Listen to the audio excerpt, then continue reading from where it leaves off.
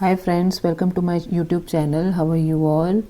So, moving on to our Major Arcana Tarot card series, we are going to learn the last Major Arcana Tarot card, that is the World. It is the most positive card. ये मुझे बहुत अच्छा लगता है ये card, क्योंकि ये card completion का कार्ड है, इसलिए ये बहुत ही अच्छा कार्ड है। तो आज हम लास्ट कार्ड करेंगे major arcana tarot card series का, the world. We are going to read it upright also and reverse also. Okay, तो चलिए अब हम इसको शुरू करते हैं, इसको रीड करना।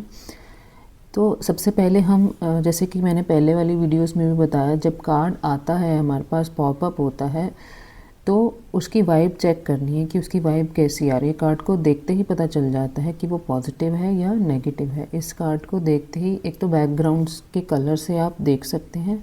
अगर बैकग्राउंड का कलर येलो है या ब्लूइश है या ग्रीन है, ऐसे लाइट से खिलखिले से कलर्स हैं, तो वो कार्ड पॉजिटिव होता है। और अगर तो डार्क कलर्स हैं, ब्लैक है, ब्राउन है, जैसे कि टावर हो गया, डेथ कार्ड हो गया, ये इनको देखते ही नेगेटिविटी आती है, तो वो कार्ड होते ही नेगेटिव है, क्योंकि वो कुछ ना कुछ नेगेटिव वाइब्स लेके आ रहे होते हैं। उनका मतलब ये होता है कि जो क्लाइंट है आपके, वो काफ़ी ज़्यादा परेशान है या फिर उनकी सिचुएशन उन्हें बहुत ज़्यादा परेशान कर रही है।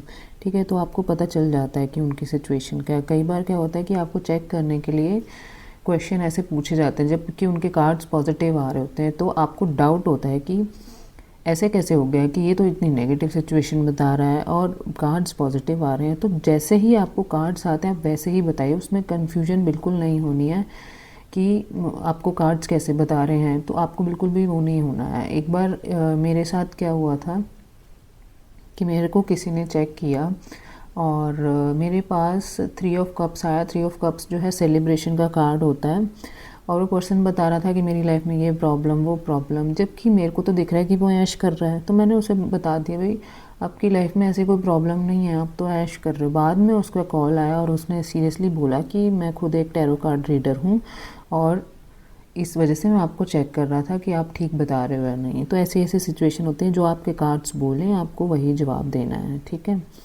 तो let's move on to this card. जैसे कि हम ये कार्ड देख रहे हैं, ये कार्ड काफ़ी ज़्यादा पॉजिटिव है। सबसे पहले इस कार्ड की डेफिनेशन क्या है कि ये कंप्लीशन का कार्ड है। अब मान लीजिए आज मैंने जो ये वीडियोस बना रही हूँ मेजर अरकाना टैरो कार्ड की, तो उसमें ये लास्ट कार्ड है द वर्ल्ड। तो आज ये मेजर अरकाना सीरीज़ जो है वो ख़त्म हो गई, कंप्लीट हो गई।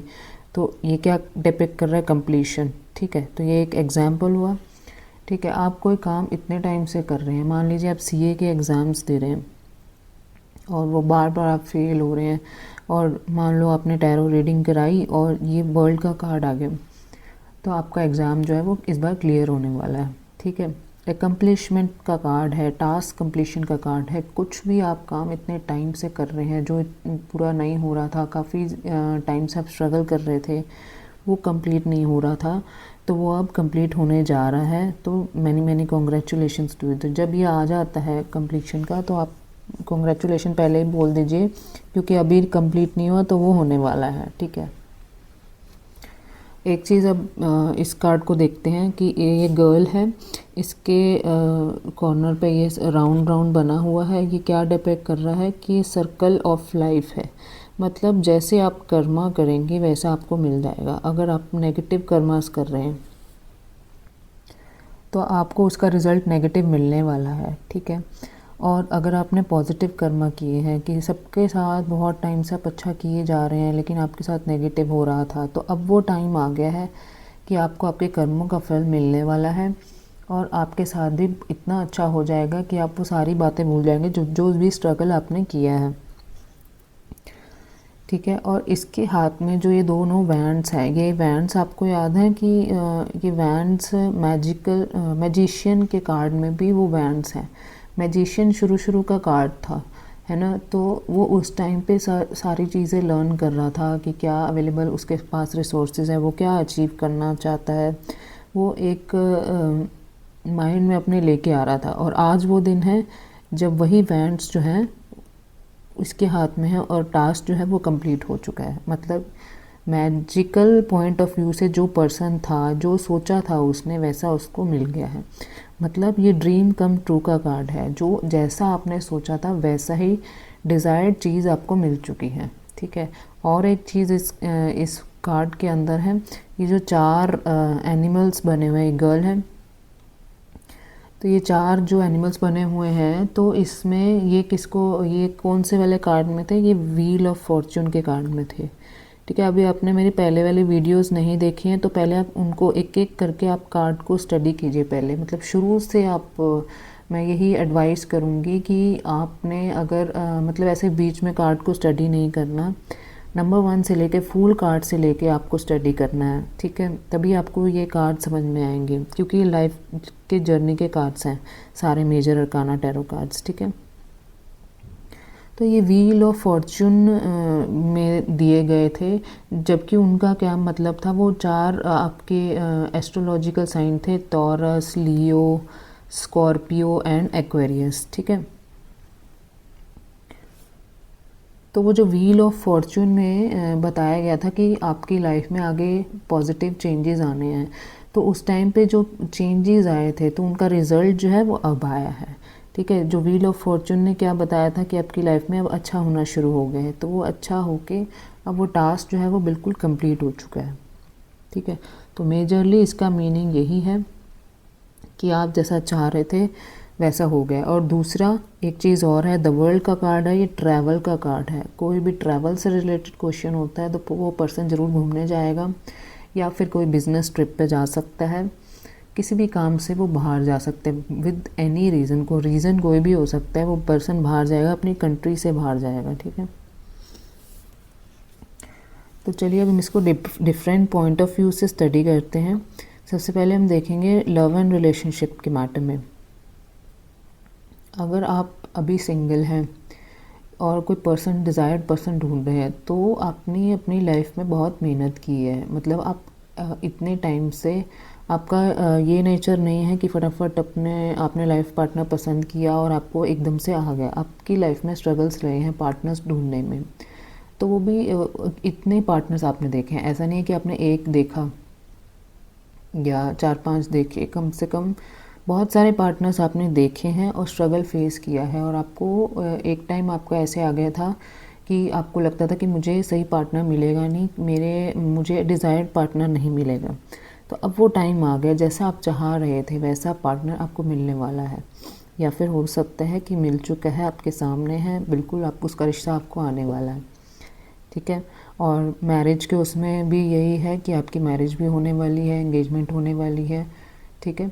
और अगर आप करंटली रिलेशनशिप में हैं किसी के साथ, या फिर आप हस्बैंड वाइफ हैं, तो आपको जैसा रिलेशनशिप चाहिए था, आप जैसा सोच रहे थे कि शादी के बाद मेरी लाइफ ऐसी होगी, पिछले कुछ टाइम से आपकी लाइफ में प्रॉब्लम्स चल रही थी। जैसा कि होता है ना कि नई नई शादी होती है, कुछ ना कुछ एडजस्ट करने में प्रॉब्लम आती है। अब ऐसा टाइम आ चुका है कि एडजस्टमेंट करने में कोई प्रॉब्लम नहीं है, क्योंकि एडजस्टमेंट तो होती ही होती है, ऐसा नहीं है कि कोई एडजस्टमेंट नहीं करता शादी के बाद।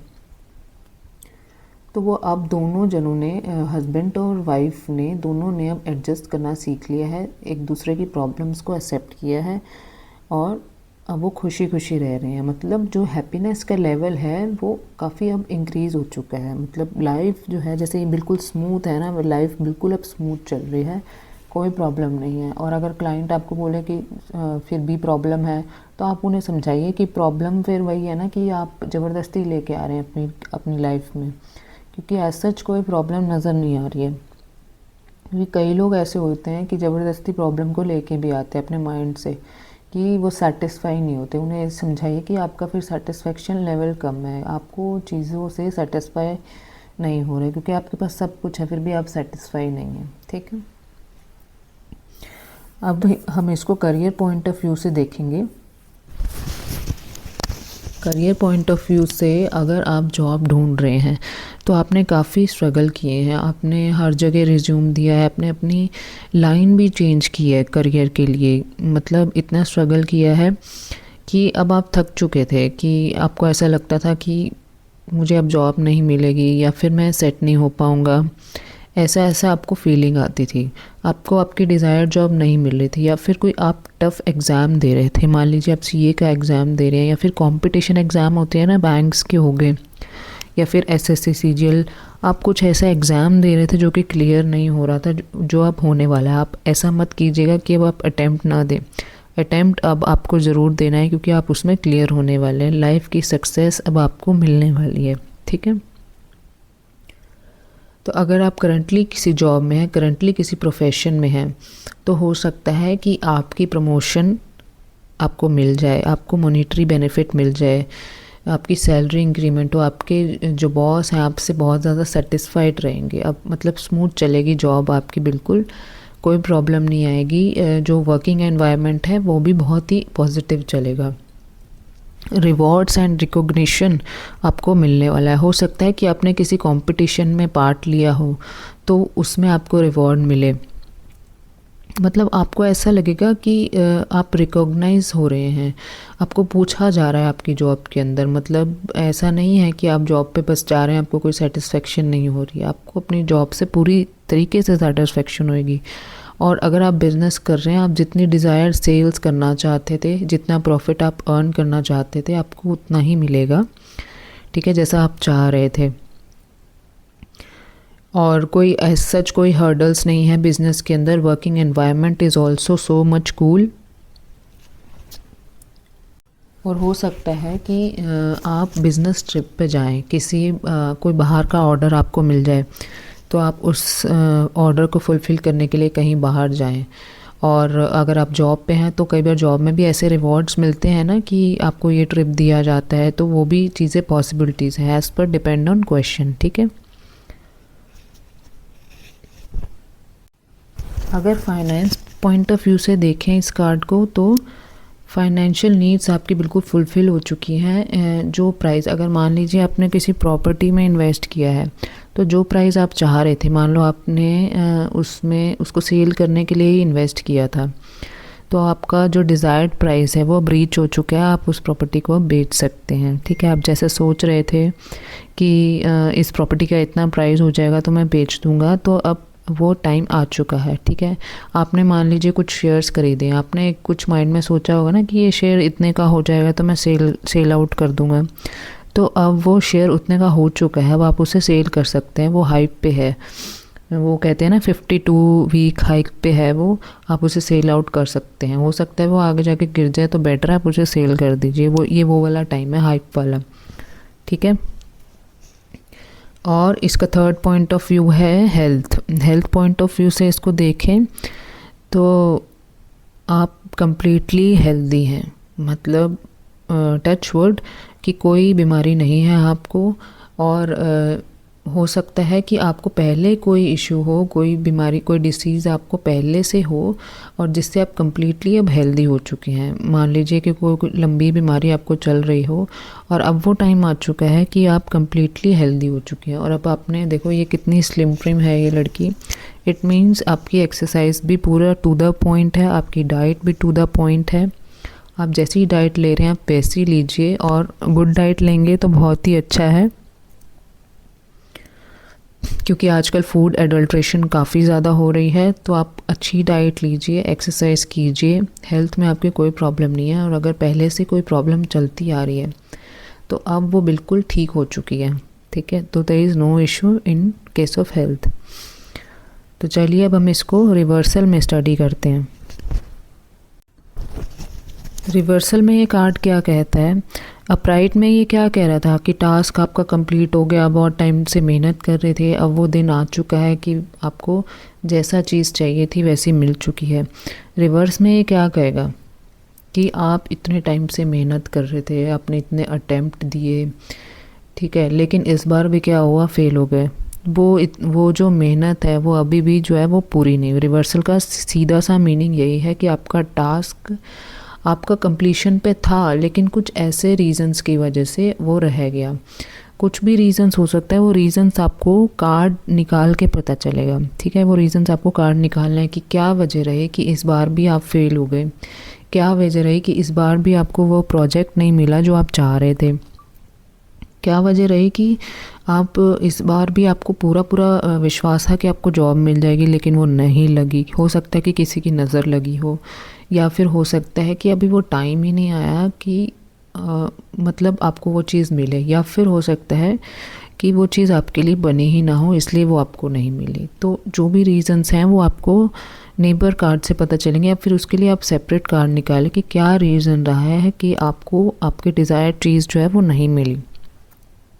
ठीक है, तो लव एंड रिलेशनशिप में अगर इसको देखेंगे तो आप कितने टाइम से अपना पार्टनर ढूंढ रहे हैं। आपकी एक जगह बात चल रही थी, लेकिन वो कंप्लीट होते होते रह गई। अब वहाँ पे वो क्यों रह गई, किसने बीच में ऐसे टांग अड़ाई कि वो रह गई, वो आप कार्ड निकालेंगे कि ऐसा क्या हुआ। हो सकता है कि आप ही के लिए अच्छा हुआ हो सकता है कि वो पार्टनर आपको आगे जाके आपकी उनके साथ ना बननी हो, तभी ये नहीं हुआ, या फिर हो सकता है कि अभी आपका टाइम ही नहीं आया। मतलब वही बात है, ये कर्मा का कार्ड भी है ना, जब तक आपके कर्म कंप्लीट नहीं होंगे तब तक आपको वो चीज़ कैसे मिल जाएगी। ठीक है, तो आपके जितने भी कर्म हैं वो आपको कंप्लीट करने हैं, तो उसके बाद ही आपको वो चीज़ मिलेगी, है ना। क्योंकि ये वैसे भी सैटर्न का कार्ड है एस्ट्रोलॉजी में, तो सैटर्न तो वैसे ही स्ट्रांग प्लैनेट है। जब तक सैटर्न की चीज़ें पूरी नहीं होती, सैटर्न वैसे ही डिले का कार्ड है, जब तक कर्मास पूरे नहीं होते तब तक चीज़ें कंप्लीट नहीं मिलती। ठीक है, तो अभी वो टाइम नहीं है जो आपकी चीज़ें कंप्लीट हों। ठीक है, तो अगर आप ऑलरेडी रिलेशनशिप में हैं तो आपने बहुत कोशिश कर ली खुश रहने की, एडजस्टमेंट करने की, लेकिन अभी भी वही सिचुएशन में स्टक हैं आपको ऐसा लगता है कि आप इस सर्कल के अंदर फंसे हुए हैं, कि इस चीज़ से, इस रिलेशनशिप से बाहर ही नहीं आ रहे। आपको ऐसा लगता है कि आप खुश नहीं हैं अपने रिलेशनशिप से, आपने बहुत ज़्यादा कोशिश की है, एक दूसरे को समझाया है, एक दूसरे के साथ एडजस्ट करने की कोशिश करते हैं, फिर 3-4 दिन में फिर लड़ाई हो जाती है। क्यों ऐसा होता है? तो आप इस चीज़ में आप एस्ट्रोलॉजी पे भी जा सकते हैं। वो होते हैं ना कि ग्रह ठीक नहीं है, तो क्योंकि ये कर्मा का कार्ड है तो आप एस्ट्रोलॉजी पे जा सकते हैं, किसी पंडित जी को दिखा सकते हैं कि ऐसा क्या हो रहा है, या तो आपकी कुंडली मैच नहीं हुई थी, या कुछ ऐसी कुछ ना कुछ प्रॉब्लम आपको टैरो कार्ड से ही पता चल जाएगी कि क्या प्रॉब्लम है इस चीज़ में, क्यों हैप्पीनेस नहीं आ रही इस रिलेशनशिप में, क्यों वो डिज़ायर्ड लव जैसा सोचा था वैसा नहीं हुआ, क्यों ऐसा हो रहा है कि जैसा मैंने सोचा था कि शादी के बाद ये करेंगे वो करेंगे तो वैसा नहीं हुआ।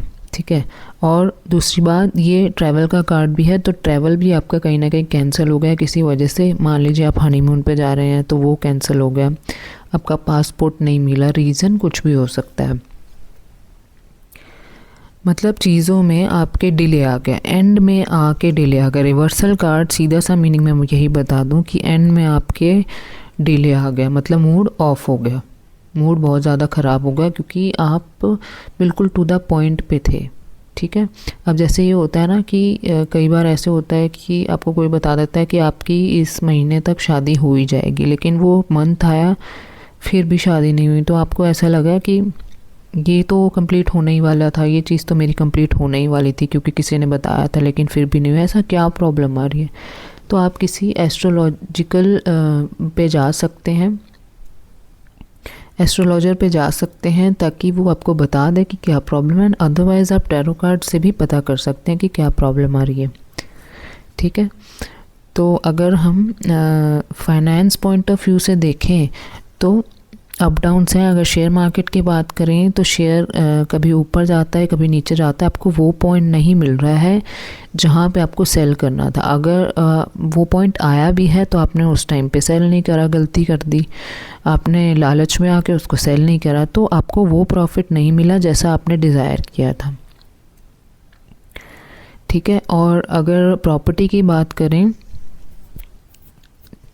एक सेकेंड, सेम आएगा कि प्रॉपर्टी के रेट्स भी बहुत ज़्यादा फ्लक्चुएट कर रहे हैं, आपको वो लेवल नहीं मिल रहा जिसमें आपको सेल करना चाहिए था। आपको ऐसा लगता है कि यार ये प्रॉपर्टी लेके फंस सा गए हैं, मतलब इसके प्राइसेस कितने अप डाउन से हो रहे हैं, ना ही ये सेल हो रही है और ना ही मैं इसे यूज़ कर पा रहा हूँ। तो बेसिकली पॉइंट यही है, आपको डिफरेंट पॉइंट ऑफ व्यू से स्टडी इसलिए करवा रही हूँ ताकि आपको सारी चीज़ें क्लियर हो जाएं। और अगर आपको कोई डाउट होता है, कोई और पॉइंट ऑफ व्यू से आपको पूछना है, तो आप कमेंट बॉक्स में डाल दीजिए, मैं उसका जवाब दे दूँगी, ठीक है। तो इसको करियर पॉइंट ऑफ व्यू से देखें तो अगर आपकी जॉब नहीं लग रही थी, इस बार पक्का था कि आपका इंटरव्यू भी बहुत अच्छा हो गया, इस बार तो मेरी जॉब पक्का ही लग जाएगी, लेकिन पता नहीं क्या ऐसा होगा, मतलब आपने कोई बात इंटरव्यू के टाइम पे ऐसी बोल दी कि उनको वो पिंच हो गई, या उनको लगा कि आपको जॉब की नीड ही नहीं है। मतलब रीज़न्स ऐसे ही आते हैं। कई बार क्या होता है कि हम बहुत अच्छा कह कहते हैं, हम कहेंगे कि हमारा बैकग्राउंड भी अच्छा है, और उनको ऐसा लगेगा कि यार इसे जॉब की नीड तो है नहीं है, किसी और को ही दे दो, है ना। कई बार ऐसी भी चीज़ें हो जाती हैं कि कुछ आपकी गलती रही है इस बार भी इंटरव्यू में, जो आपकी जॉब नहीं लगी। लेकिन एक चीज़, आपको डीमोटिवेट नहीं करना किसी को भी, आपको यही बोलना है कि ये चीज़ आपके लिए लिखी ही नहीं थी, तभी आपको नहीं मिली, ठीक है। तो आप स्पिरिचुअली कनेक्ट हो जाइए, जो आपको आपके लिए ठीक होगा वो ही आपको मिलेगा, ठीक है।